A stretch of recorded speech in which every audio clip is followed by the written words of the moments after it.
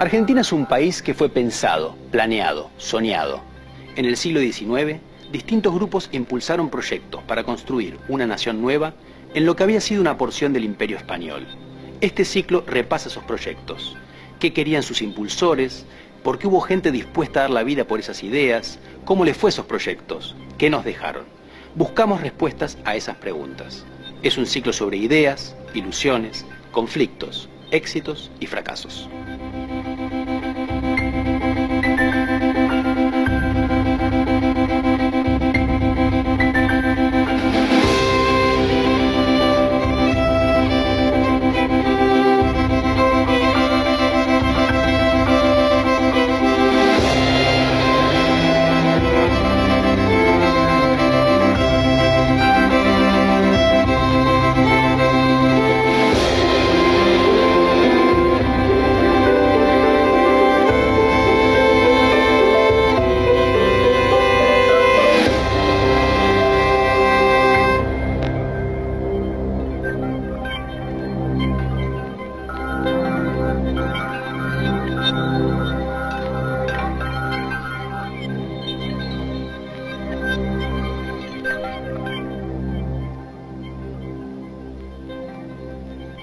El unitarismo fue un movimiento muy importante de la cultura política argentina del siglo XIX. Junto con el federalismo, su antagonista, todavía hoy parecen ayudarnos a definir quiénes somos y quiénes no queremos ser. Este programa explica el proyecto político de los unitarios, su fracaso y su legado.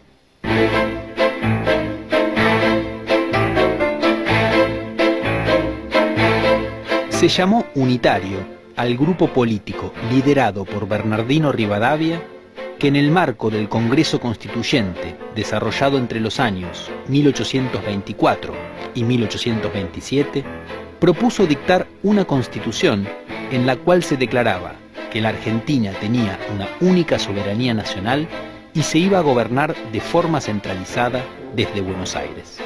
Los unitarios continuaron una tendencia existente en la década anterior. Todos los gobiernos revolucionarios, desde 1810, la Junta, los dos triunviratos y el Directorio, fueron centralistas.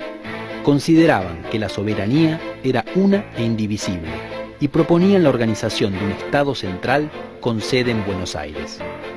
En su proyecto, las distintas ciudades, que en esos años se irían convirtiendo en provincias, eran políticamente reconocidas como distritos con algún grado de autonomía en las decisiones locales, pero siempre bajo el abrigo del poder central, que designaría a las autoridades provinciales. Sus planteos eran similares entonces a los que más tarde hicieron los unitarios, aunque en la década de 1810 no usaban ese nombre.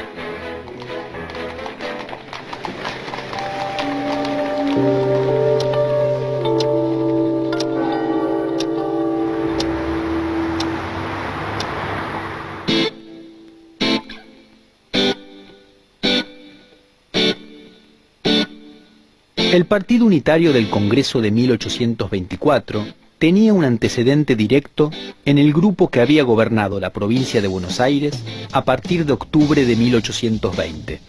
Mientras Martín Rodríguez fue el gobernador, sus ministros de Hacienda, Manuel García, y de Gobierno, Bernardino Rivadavia, se transformaron en las figuras descollantes. Su primer objetivo era restablecer el orden interno en la provincia, renunciando a intervenir fuera de ella. Esta estrategia fue apoyada por los sectores económicamente dominantes, quienes interpretaron que de este modo los recursos aduaneros ya no serían compartidos con otras provincias, sino que directamente serían invertidos en mejoras para Buenos Aires. A partir del 2021 en Buenos Aires hay una especie de gobierno de coalición de casi todas las facciones políticas y sobre todo de los grupos sociales dominantes. En ese gobierno, que es el gobierno de Martín Rodríguez, Rivadavia es un ministro con mucha importancia y mucha influencia, pero no es un gobierno, un gobierno que podemos llamar todavía unitario. El plan es de 1820-21, que no es de Rivadavia, insisto, ni de los unitarios, sino es crear un Estado de Buenos Aires. un Estado manejable, un Estado que pueda realmente gobernar, aunque sea un territorio mucho menor. Ya no puede gobernar el virreinato, que se ha desintegrado, y tampoco pueden gobernar las Provincias Unidas, que también se han desintegrado. Entonces, constituir un Estado provincial con una base institucional nueva, pues formulando casi por completo el orden institucional anterior, y una economía nueva. Ahora, por primera vez en la historia de Buenos Aires, una economía centrada en la explotación ganadera de exportación.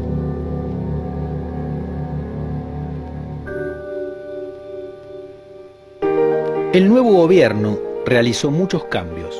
Sancionó una ley electoral que otorgaba el voto a todo hombre libre mayor de 21 años, eliminó los cabildos de Buenos Aires y Luján por considerarlos resabios del orden colonial, reforzó el poder de la legislatura, que elegía al gobernador, afirmó la libertad de prensa, fundó la Universidad de Buenos Aires, achicó el ejército y reformó a la iglesia, suprimiendo órdenes religiosas y traspasando sus bienes a manos del nuevo Estado provincial.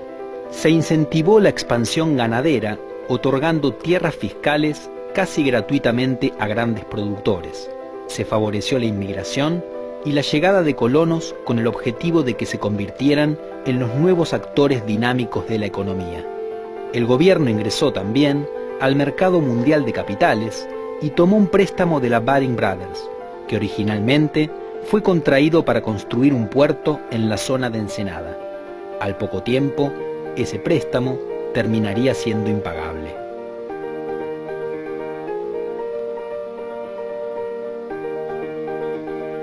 Para tener un Estado, para hacer la guerra, etcétera, hace falta plata, ¿no? Y esa plata, el Estado de Buenos Aires, o lo que era el virreinato, la obtenía antes, sobre todo de Potosí. Eso se terminó. Y ahora lo que va a resolver el problema fiscal va a ser justamente la expansión ganadera, la exportación de bienes pecuarios y la importación de bienes europeos, sobre los cuales va a cobrar la aduana de Buenos Aires impuestos, que son los que van a sostener toda la estructura estatal de Buenos Aires. Así que el Estado tenía mucho para ganar. Lo que pasa en este periodo es que justamente hay una escasez enorme de capitales, porque la guerra se come de alguna manera el poco capital que hay disponible en la propia economía local. Entonces, obviamente hay una avidez por conseguir capitales, pero no hay una oferta de capitales a nivel internacional. Todavía no hay un desarrollo del sistema financiero de préstamos a nivel internacional, aunque aparece una pequeña luz justamente a inicio de la década del 20, donde hay algunos grandes capitales y bancos británicos que quieren aventurarse, quieren lanzarse a un plan muy fuerte de hacer inversiones justamente en América, y particularmente en Hispanoamérica, que está en pleno proceso, digamos, de expansión, no de expansión, sino de transformación económica, de independencia, y por lo tanto le permite, digamos, a Inglaterra intentar. Y resulta que cuando llega el empréstito, está empezando una guerra con el Imperio de Brasil, que dura entre 1825 y 1828, y finalmente la mayor parte de ese dinero se va a terminar usando mal para sostener ese esfuerzo de guerra con el Brasil, y va a generar una deuda que va a ser muy difícil de pagar, por otra parte.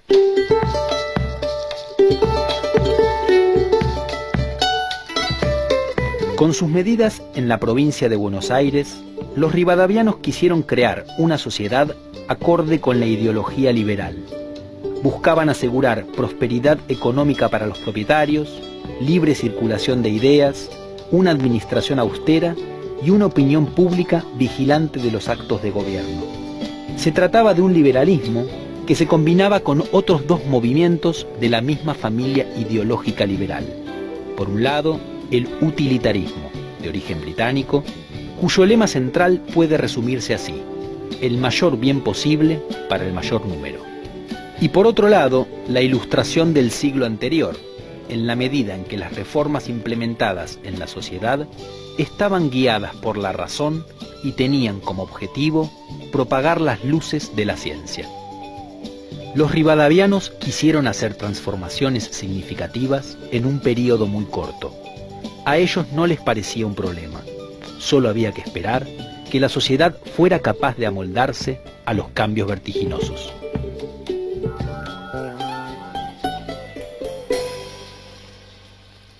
En la ciudad, lo que de alguna manera ellos intentan es fomentar distintos tipos de actividades culturales, esencialmente, que de alguna manera se distancien de aquellas actividades de la época virreinal.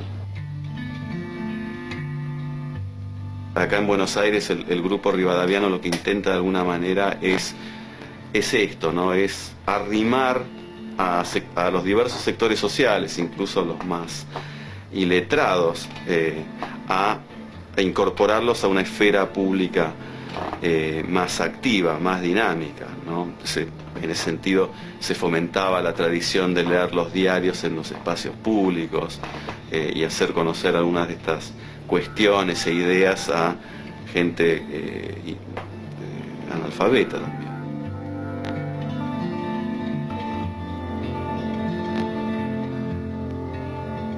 Se pensaba que el centro de la ciudad tendría que ser un lugar celebrativo del nuevo ámbito del ciudadano. Ahora, cuando uno va a ver las fuentes, se da cuenta de que eso era relativo y que detrás de eso hay una expulsión de los sectores populares de la zona central. Bueno, en realidad yo encuentro dos objetivos fundamentales en esas reformas urbanas. El primero es tratar de organizar la ciudad espacialmente lo más simplemente posible, y de allí la exaltación que hace este grupo rivadaviano de la cuadrícula originaria, la cuadrícula de Garay, porque pensaban que si se puede regularizar el espacio también se puede regularizar la sociedad. Y este término regularizar es muy importante porque implica la idea de que simplificando, jerarquizando, organizando de manera simple, se puede terminar con el caos. El caos que hasta 1820, por lo menos entre 1815 y 1820, con el inicio de las guerras civiles, había sido moneda corriente en la política del Río de la Plata. Entonces hay una relación, que esto viene muy desde la Ilustración, de pensar que organizando la ciudad se puede organizar también la política.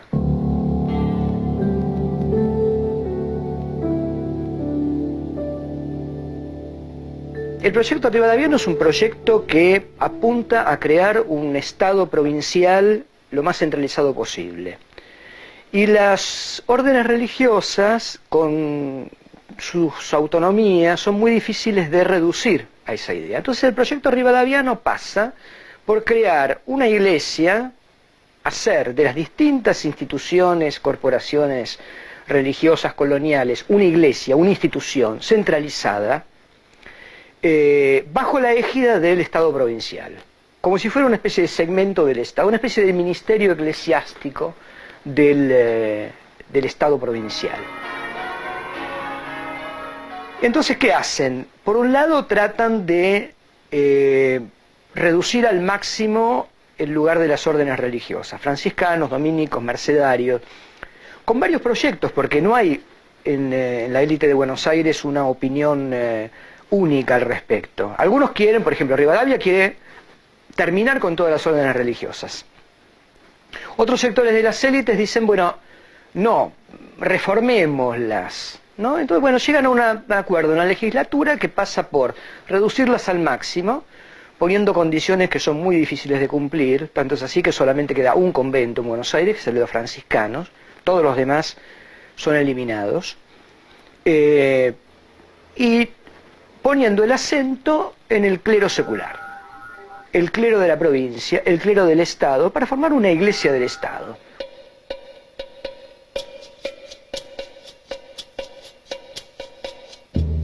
La época de las reformas rivadavianas en Buenos Aires llegó a su fin hacia 1824, cuando varios políticos porteños impulsaron un nuevo intento de unión con el resto de las provincias y se reunió un Congreso Constituyente.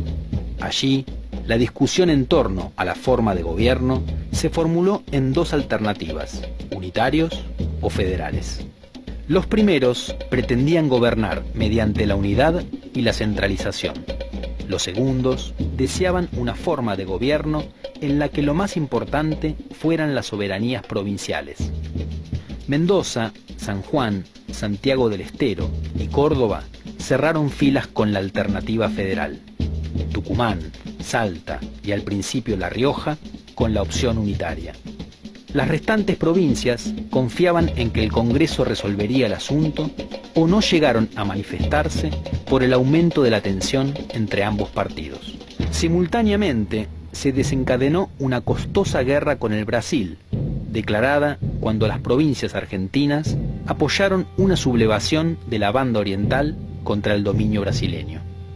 El Congreso sancionó la Ley de Presidencia en febrero de 1826 y los unitarios aprovecharon la ocasión para imponer como jefe del Ejecutivo a Rivadavia, quien promulgó la Ley de Capitalización, que instituía a Buenos Aires como ciudad capital de la nueva república, dividiendo la provincia en dos nuevos distritos, la provincia del Salado y la del Paraná.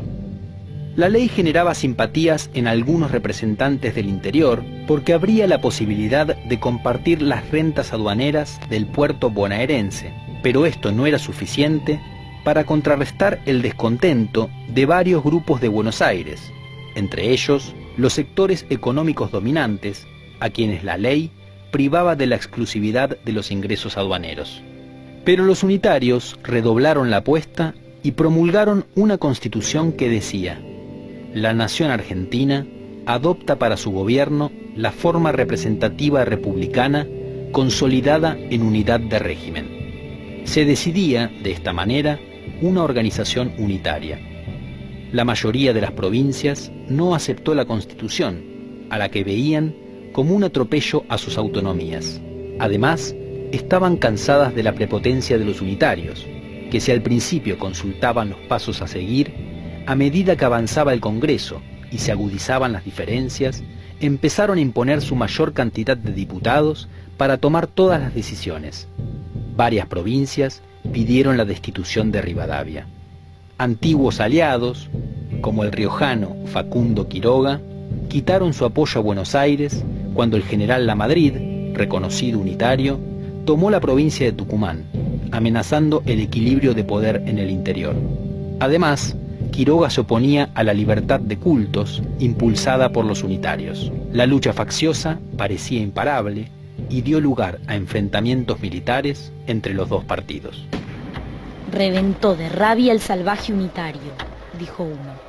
Tenía un río de sangre en las venas, articuló otro.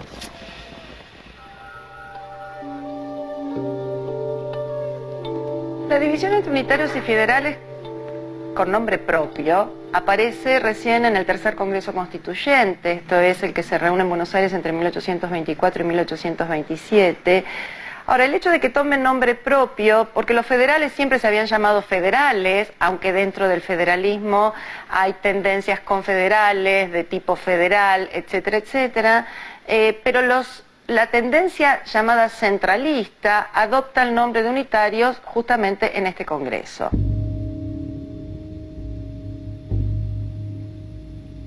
Ahora bien, lo que ocurre en este tercer Congreso es que la situación después de 1820 había cambiado radicalmente. ¿Por qué había cambiado radicalmente? Porque Buenos Aires ya no era capital de ningún orden unificado, porque estamos frente a estados provinciales autónomos que se reúnen justamente para negociar y pactar una unidad. Y la negociación y el pacto de esa unidad después de la caída del poder central en 1820 había dotado justamente esas provincias con sus constituciones provinciales de una legitimidad republicana en la cual se suponía que estaban en un pie de mayor poder para poder negociar este nuevo pacto constitucional. Y en ese marco la disputa nuevamente es por el autogobierno y autonomía de las provincias frente a un proceso de unidad republicana, y los federales están defendiendo justamente el poder adoptar una unidad que les respete ciertas atribuciones y facultades a las provincias, mientras que los unitarios tienden a buscar esa unidad en una república unificada e indivisible que le resta sin dudas ese margen de autonomía y autogobierno que los federales están reclamando.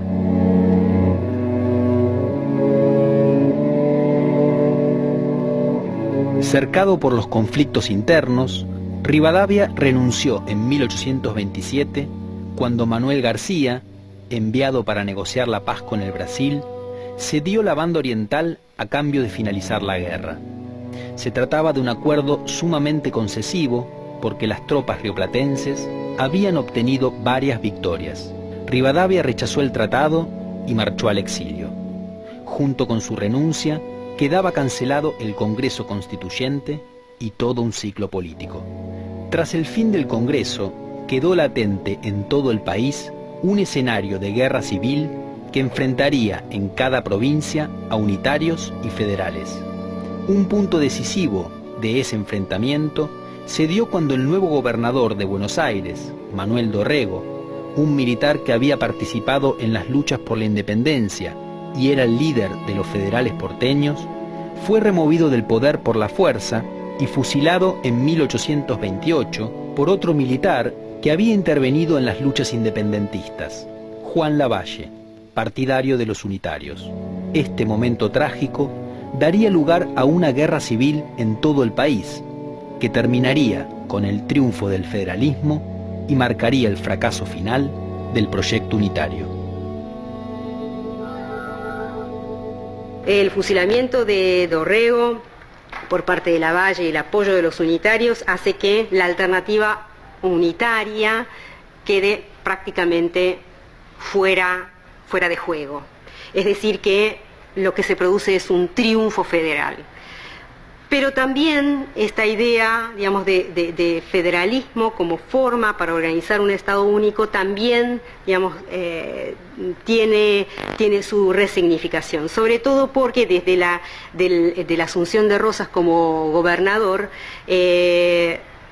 él va a propiciar, sobre todo a través de la política de pactos, la conformación de una confederación, es decir, de una alianza de estados, de provincias que se consideran soberanos, independientes, libres.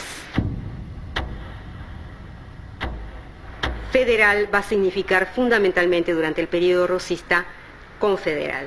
Al mismo tiempo, los unitarios ya no van a ser quienes impulsan la unidad de régimen como organización probable del Estado, sino que unitario va a ser todo aquel que se oponga a los designios de Rosas. Ya en la década de 1830, el proyecto unitario estaba terminado y a partir de 1853, Argentina se iba a convertir definitivamente en un Estado federal, al igual que hicieron otras naciones del continente, como Estados Unidos, México, Venezuela y Brasil. En cambio, otros países de la región, como Chile, Bolivia, Perú, Ecuador, Colombia, Paraguay y Uruguay, se volvieron estados unitarios. En Argentina, el nombre unitario no desapareció con el agotamiento del proyecto, porque los antiguos unitarios siguieron peleando contra Rosas, y tras la caída de este, el Partido Liberal, que llegó al poder primero en Buenos Aires y después en otras provincias, reivindicó el pasado unitario, y en particular a la figura de Rivadavia, sin por eso proponer un modelo unitario de país. En la actualidad, si alguien le dice a otro unitario, en general es para denigrarlo. Se usa para acusar a alguien de que perjudica a las provincias, o de que favorece abiertamente a Buenos Aires, o también para acusar al Estado Nacional de centralismo en detrimento de las provincias. Muchas veces, de hecho, se mezcla la acusación contra Buenos Aires con la acusación contra el Estado Nacional, que en realidad no son lo mismo. Una última reflexión que se puede hacer a partir del proyecto unitario tiene que ver con una discusión que en política vuelve muchas veces. ¿Es posible y deseable transformar la sociedad en poco tiempo y desde arriba, sobre todo a partir de la acción del Estado? Aunque fallido, el experimento unitario es un buen punto de partida para discutir estos temas.